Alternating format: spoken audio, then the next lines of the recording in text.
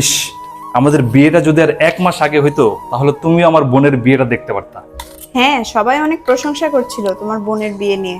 হ্যাঁ, আমার বোনের বিয়েতে খুব মজা হয়েছে, তুমিও মজা পাইতা। হ্যাঁ, ওটা তো। বৌমা, তোমার খালা শাশুড়ি আসছে, চা নাস্তা নিয়ে আসো। হ্যাঁ মা, আনতেছি। এই সুমাইয়া, আমার ছোট ভাই কলেজে যাবে, ওর টি শার্টটা একটু আয়রন করে দাও তো। আচ্ছা দিচ্ছি। বৌমা, সন্ধ্যায় কিছু গেস্ট আসবে, বিরিয়ানি রান্না করে দিও তো। আচ্ছা আব্বা, ঠিক আছে, বানাই দিব।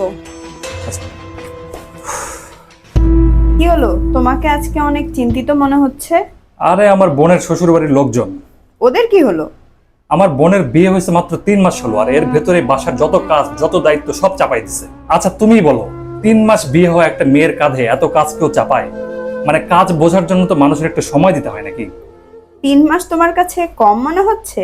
আর আমি, তোমরা আমাকে যখন বাসার সব কাজ ধরাই দিছো, তখন তো আমার হাতের মেহেদির রঙও হালকা হয়নি।